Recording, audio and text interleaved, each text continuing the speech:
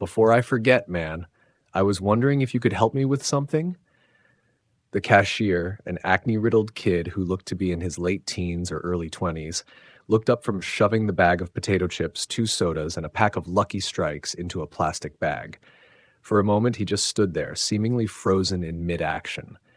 Then he finally answered. Yeah, what's up, man? I let out a barely perceptible sigh. I'd been half afraid that I would be told to take a long walk off a short pier, to put it politely. Feeling relieved, I reached into my back pocket for what was there. You see, I seem to have, well, sort of gotten lost out here. I decided to take a late-night drive and ended up getting turned around on all these 2-lane back roads. I unfolded the map and set it on the counter so he and I could both see it before continuing. So, I was hoping you could point out on here roughly where we are, and more importantly, the way to get back to the main road.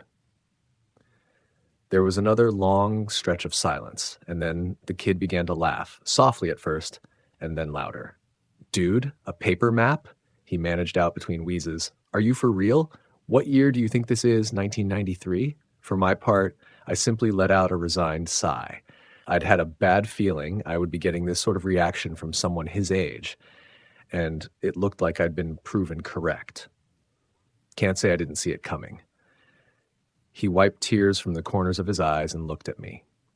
Seriously, bro, don't you have GPS in your car or something? He asked. Immediately, I hooked a thumb over my shoulder, pointing out the glass entry door at the beige sedan sitting at the gas pumps. Not in a Honda Accord from 1979? I replied simply.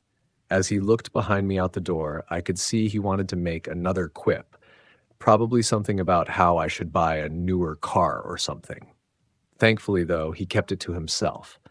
Instead, he leaned over the map and, still chuckling softly to himself, began looking at it. A few moments later, he snapped his fingers. Ha! I still got it, he said proudly, then pushed his finger down near the middle of the map and looked up at me. We're right about here, roughly 6 or 7 miles outside Placer. I leaned over the counter to see as he drew his finger away. Here? He nodded, and I pulled a pen out of my pocket, circling the area as a reminder once I left, then examined the map further. Oh, it seems I could take more than a few roads to get back to Interstate 5, right?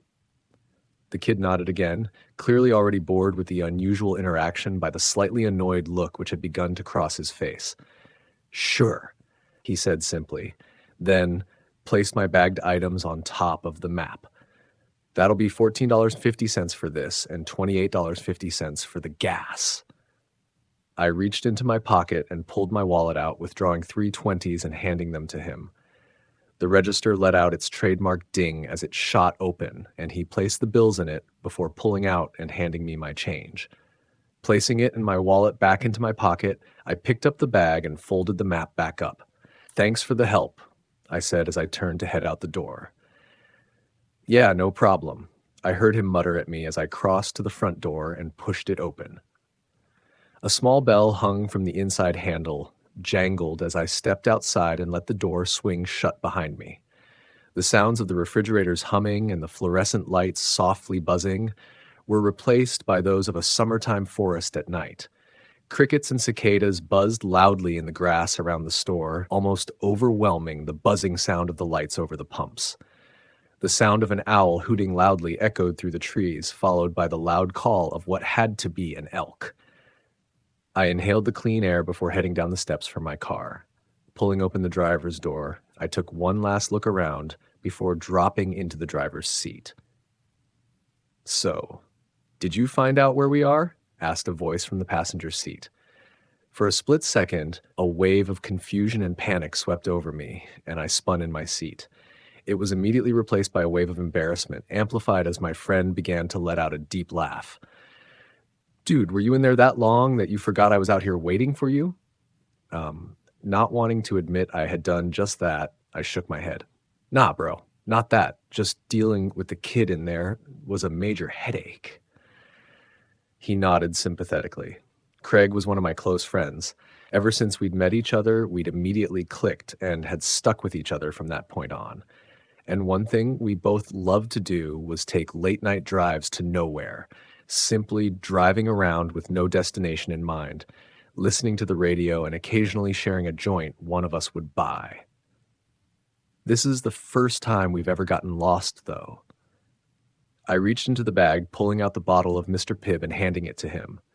"Here," I said simply, before pulling the Lucky Strikes out and chucking the rest into the back seat. Pulling the key from my pocket, I slid it into the ignition and turned it, the car's buzzer sounding as the dash lights came on. A moment later, the inline four quietly rumbled to life with its traditional burble. Tearing open the packaging, I pulled a cigarette from the pack and stuck it into the corner of my mouth before reaching to push in the car's cigarette lighter.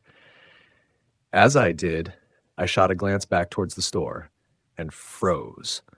A small shiver shot down my spine as I realized the kid was standing at the door and staring out at us. What the actual hell? Craig caught my gaze and turned to look himself. Dude, what the hell is his problem? I shook my head as the lighter popped back out, signaling it was ready to use. I pushed the glowing red coil against the tip of the smoke for a moment until it was lit, then placed it back in its slot. I pulled it from my lips and exhaled a cloud of smoke before answering, feeling more than a bit unnerved. I don't know, but honestly, man, that's more than a bit creepy. I shot one last glance. The kid hadn't even blinked once. He was just staring with an off-putting intensity out the glass. "Come on, let's get out of here," Craig said, echoing the thoughts swimming through my mind. I put the car into first gear and eased off the clutch, the car beginning to roll forward. Out of the corner of my eye, I saw him turn and shoot the bird at the kid as we slid out from under the lights into the dark. "Prick," I heard him mumble. I turned the car left and began heading back the way we came. Well, the good thing is, yeah, I did find out where we are. I pulled the map from my pocket and handed it to my friend. I heard him fumbling for a moment, and then a small flashlight clicked on as he aimed it at the map. "Dude, how did we make it almost as far east as Placer?" he asked with a slightly astonished tone. "Longer drive than normal, I guess," I answered, rolling down my window to flick the ashes from my smoke out. I shot a glance at the analog clock on the dashboard. 2:45 it read.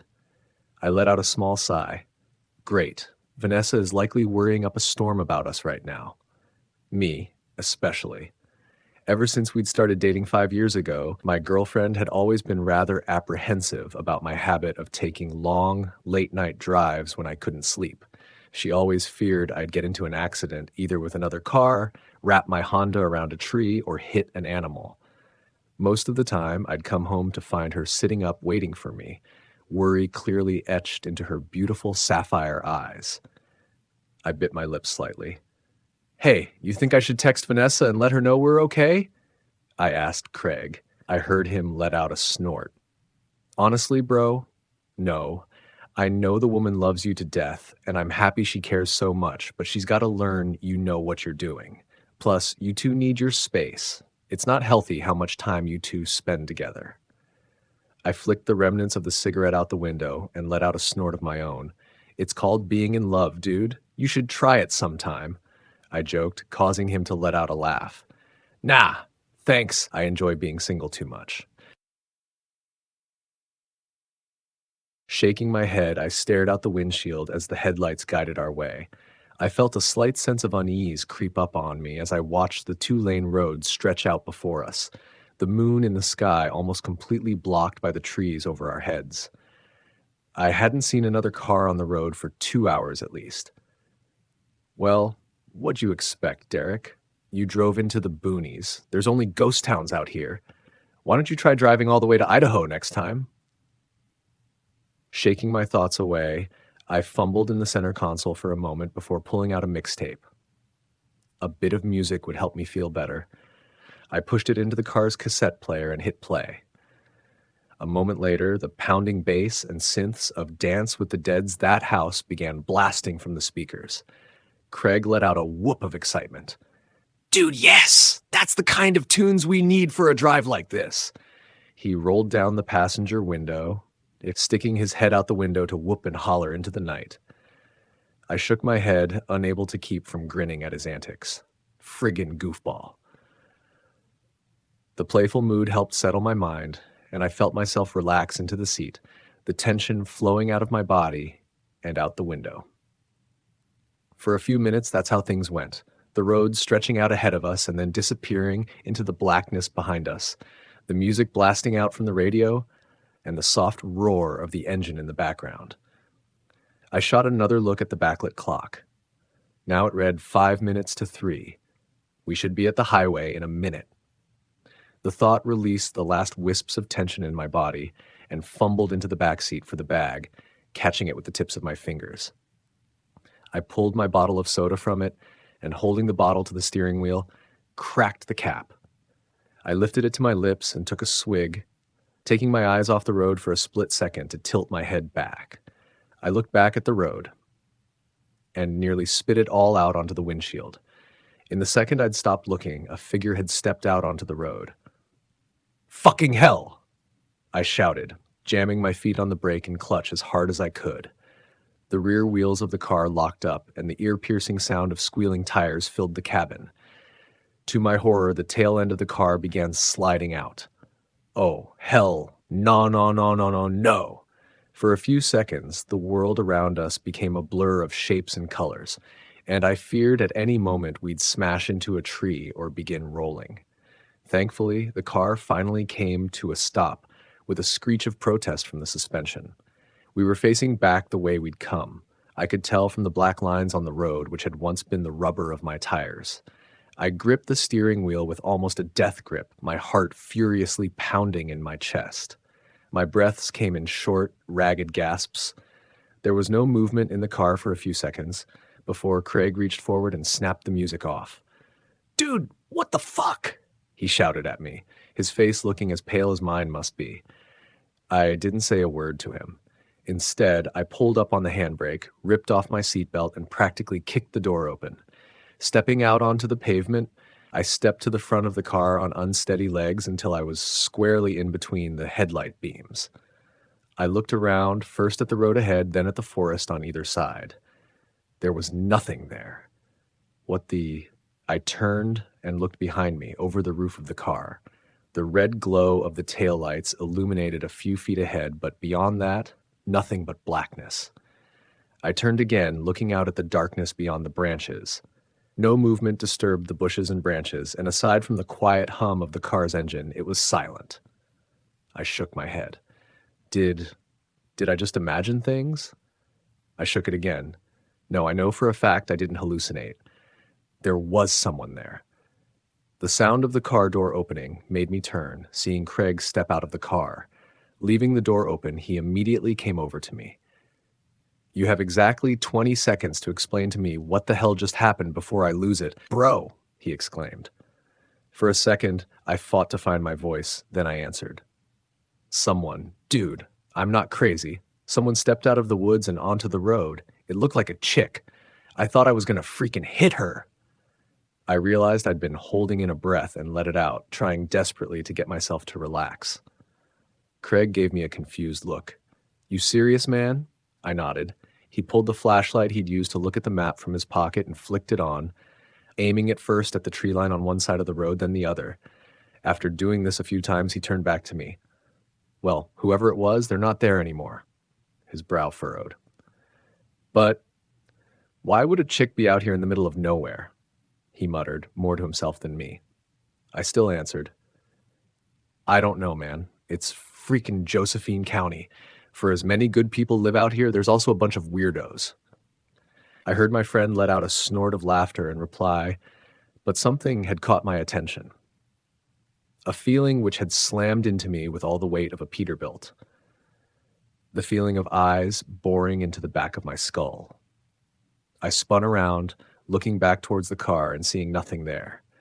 But the feeling remained, and I didn't like it one bit, especially when the feeling came again, this time from the direction I'd just been facing a moment ago. Realization dawned on me, and I felt a shiver shoot up my spine along with the flicker of fear. "Oh, shit!" I whispered.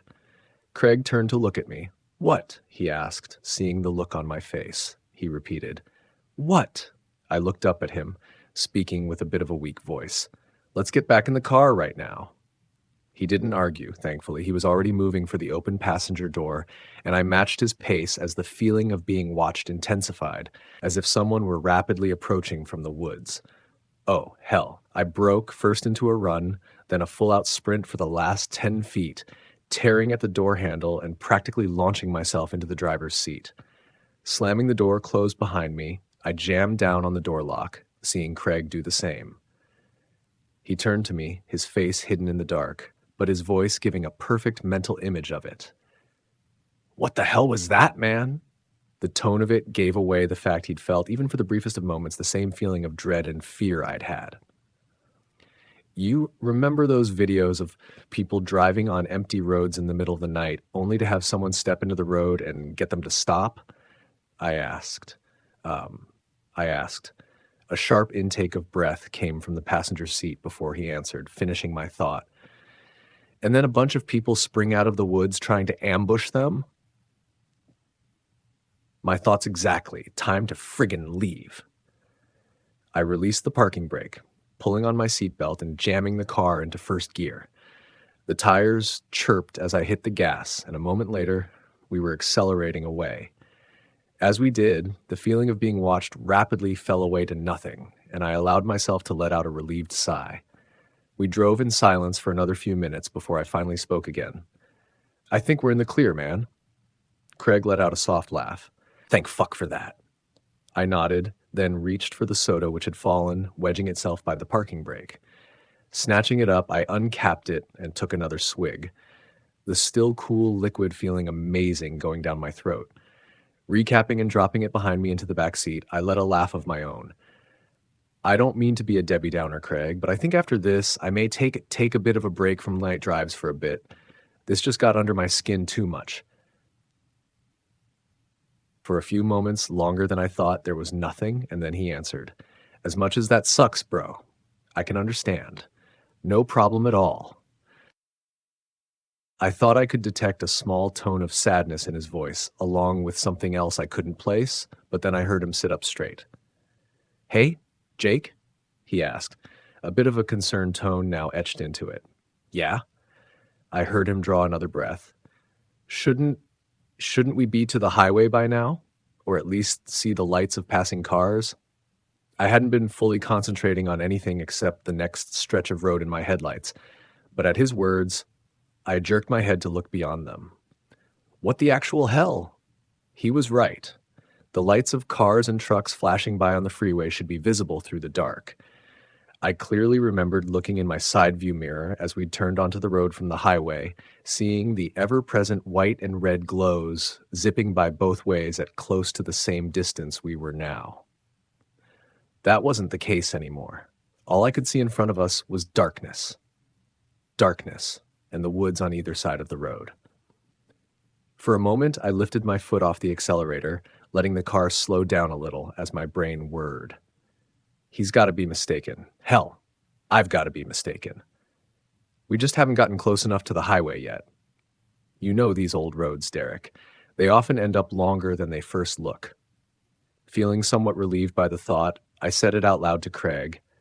He nodded, but I could tell he wasn't completely convinced. And, for that matter, as much as I repeated it mentally to myself, I couldn't completely convince myself either. It was as if seeing the woman step in the road had shaken me more than I'd first thought. Pushing back down on the gas, I shifted into fourth gear and watched the speedometer flirt with 55 miles an hour. For a few minutes more, neither one of us saw anything as we drove in silence. And then Craig let out a cry. "There! A light!" For a moment, a surge of hope welled up inside me, and I craned over the steering wheel, looking to see the highway. It was dashed as I saw it was only a streetlight, standing solitary guard on the side of the road like a sentry. Beneath it stood an old worn sign which seemed to have been shot at many times with both BB pellets and actual bullets. I slowed the car some as it came towards us so I could read it, and felt a wave of confusion fall over me. Golden, 2 miles. The fuck? The fuck? Craig breathed out as he read the sign. It passed by us, the streetlight momentarily bathing the interior of the car in light and showing the confused, worried look on his face. How the hell did we end up by Golden?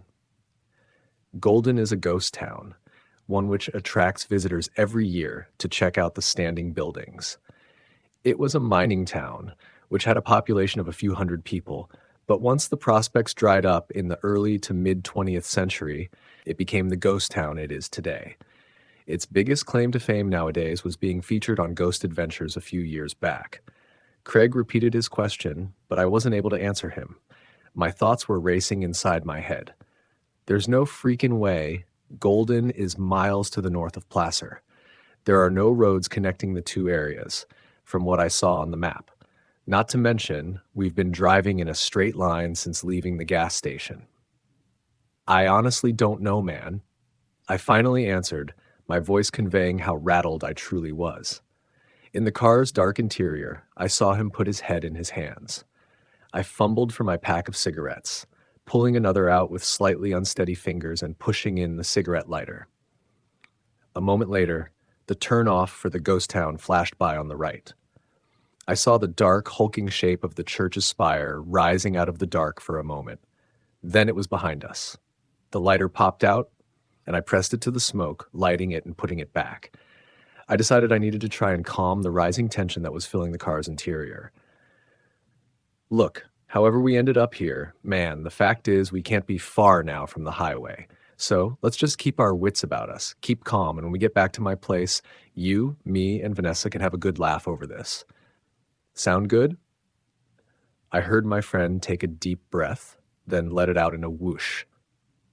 Okay, yeah, that sounds like a plan. He let out a soft laugh, and I felt him pat my shoulder. Thanks, Derek. You are seriously a good friend. Glad I've got you. I nodded, then realized he may not be able to see it in the dark. No problem, man, I said. I looked at the clock. 3 a.m. Only 5 minutes had passed since I'd last looked at it, and yet it felt more like it'd been 30. Time seems different when you're stressed. For a few minutes, there was only darkness. And then a light appeared in the distance. Ha! There we go! I exclaimed. I waited to see the sign for the on-ramp appear, and felt a shiver shoot up my spine as the sign for Golden flew by again. That's... what? Craig didn't say anything, but I felt him stiffen in the passenger seat, showing he'd seen it as well. As the streetlight and sign disappeared behind us, a feeling began to creep up on me. Another shiver shot up my spine as I realized that it was the same feeling I'd had when we'd gotten out of the car. The feeling of eyes on me. My eyes shifted to the blur of trees on either side of the car, but I saw no one out there. The turnoff for the ghost town approached again. I heard Craig let out another deep breath. Derek, pull over, please, he said simply. His voice was shaking, and as much as I didn't want to stop, I did as he asked, pulling over just before the turnoff. He ripped his seatbelt off, shoving the door open and stepping out. I watched him stride to the front of the car and stand there for a minute. He seemed to start shaking a bit, and I realized just how much this was getting to him. I unbuckled my seatbelt and reached for the door handle when I glanced at the clock and froze. The clock was still showing 3 a.m. The hands hadn't moved at all. A feeling of shock washed over me like a wave as I tapped it with my fingers to see if it was merely stuck, but it refused to begin moving again. Okay, what the actual fuck is going on? I whispered to myself. I reached into my pocket, fishing out my phone and turning on the screen. Like the clock, it too showed the time as 3 a.m. The feeling of being watched began to intensify, and I glanced at Craig standing in the dark before looking down, beginning to type a text out to Vanessa. Hey, baby girl. Just wanted to let you know that Craig and I are okay. We're trying to get back to the highway, but have gotten a bit turned around out here. Do me a favor, and if I don't text you again in 15 minutes, text me back, okay? I love you. I replaced the phone in my pocket. I knew I should have been more honest, but I was beginning to feel a little freaked out about the weird situation. I didn't want to worry her any more than necessary, as it would make me start to freak out worse. Pushing open the door, I got out and walked around, stopping near the front right headlight. Dude, you all right? I asked him after a moment. He didn't answer, but happily, he seemed to have stopped shaking. I repeated my question. When he didn't answer my second and third calls, I began to feel a new sensation creep up on me. a potent mixture of dread and fear. Craig, dude, you're creeping me the fuck out. Please say something. He finally turned to look at me, and in the semi-glow of the headlights, I saw his face had gone a bit pale. He raised a finger and pointed, saying only a single word. Look. My eyes followed where he had gestured, and I began to feel like someone had dumped a bucket of ice water over my head. The cigarette dangling from my lips fell from my mouth to the ground. Standing about 50 feet away, just inside the tree line, was a figure. It was drenched in gloom, but with a gasp, I realized it was the same woman who'd nearly caused me to wreck. Oh, fuck me sideways, man. I swallowed, finding my voice. We should get back in the car, Craig. He nodded almost immediately. I think you might be right, he answered, his voice wavering. Not taking our eyes off the figure, we slowly backed up until we reached our respective doors and climbed in. I didn't even bother pulling my seatbelt on. I just jammed the gear shifter into first and floored it. Dirt and gravel kicked out behind us, and the car shot forward onto the road. This time, I didn't let up on the gas. I kept my foot hard down, the engine beginning to roar as I shifted into third and fourth. The speedometer reached 60 as I shifted into fifth gear, the feeling of being watched intensifying with each passing second. I prayed that I would see something, anything ahead of us. An intersection, a house, a freaking out-of-use payphone, for fuck's sake.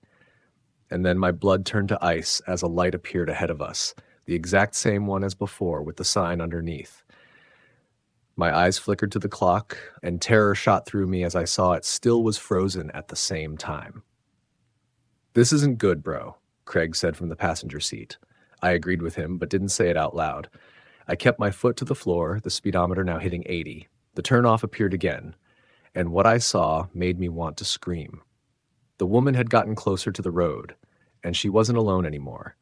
Behind her, I saw others, the outlines of other people, dozens, possibly more. They all stood facing the road, watching us fly by, and then they disappeared into the rearview mirror. Fuck, I breathed out as the light and sign flashed by yet again. This time the mass of people had gotten even closer to the road. The woman stood in front of them all, and for a split second the headlights illuminated her. Another flash of ice shot through my veins as I saw the river of blood pouring down the front of her nightgown, one that looked to be decades old. What the hell do we do? Craig asked me, his voice steady, yet filled with fear, the same I felt. I just shook my head. I don't know, man, was all I could say. The streetlight began to appear again when I felt my phone vibrate in my pocket, causing me to nearly slam on the brakes in surprise. I fumbled in my pocket for it, seeing Craig look over at me.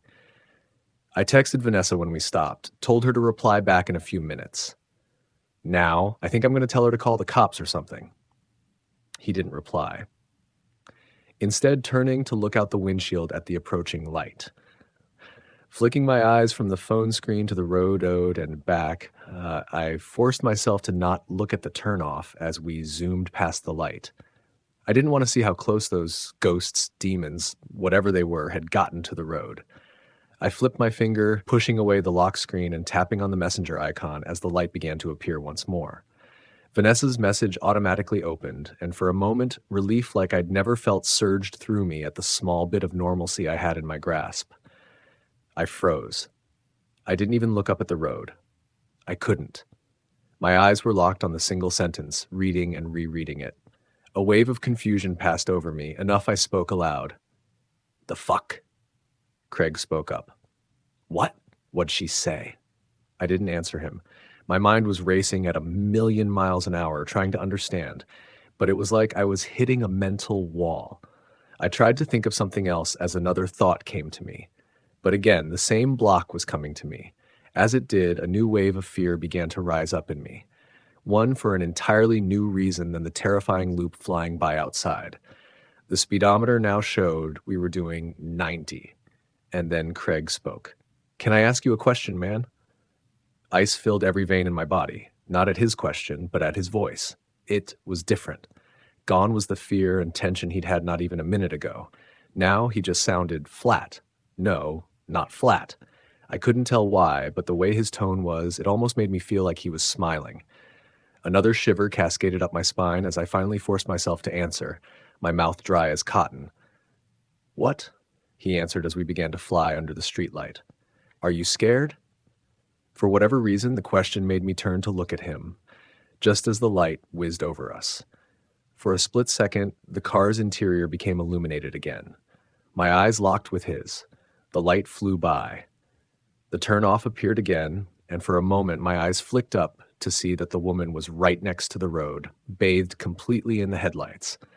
I finally caught a glimpse of her face, and then I was screaming, my fingers tearing at the door handle as the car swerved to the right. I saw a tree flying towards the windshield. I didn't think. I just forced the door open and leapt out. The ground rapidly flew up to meet me. Darkness. I woke up in a hospital room, a bandage covering my head and one arm in a sling. My chest felt like it was on fire as well. The first thing I saw was Vanessa, who, upon seeing me wake up, burst into tears and wrapped her arm around me. A few moments later, the doctor came in. He told me that I was a lucky man. Apparently, I'd gotten away with only a gash in my head requiring staples, severely bruised ribs, and a broken arm. "Shocking for having dove out of a car at what appeared to be tremendous speed," he said, raising an eyebrow. Then he told me the police wanted to speak to me. He showed them in, and two officers entered, asking me many questions. I told them exactly what had happened. Well, except for two small details, anyways. They appeared to take my account seriously and promised to look into it. "We've had some reports similar to yours, sir," one of them answered tentatively. Heck, then they told me how I'd been found, how a father and son who owned a gas station nearby had been out driving and had come across first my destroyed Honda, which had wrapped itself around a tree and then lying unconscious in the grassy ditch, me. They didn't say who they'd been, but I had a fair idea who they'd been, at least the son anyways. That night was 3 months ago. I've been at home, resting and healing this entire time. It's given me plenty of time to think, plenty of time to process everything. I try not to think about that night, about any of it. I feel like I'll go insane if I do, especially after the police told me that they found nobody else at the scene of the wreck, only the passenger door hanging open. But I've had to after receiving an email from an unknown address, one claiming to be the son, the kid I saw in the gas station that night. He told me things that his father told him he'd seen for years, that he didn't believe at all, until that night, when he looked out the door at my car. That's when he'd frantically called his father. As I type this out, I feel myself begin to violently shake, remembering the woman's face, indeed a ghost, as it flashed in the headlights, the look of horror plastered there as she frantically waved at me to get my attention, the same look the others must have had. Remembering turning to look at Craig as the light flickered over and seeing the smile on his face.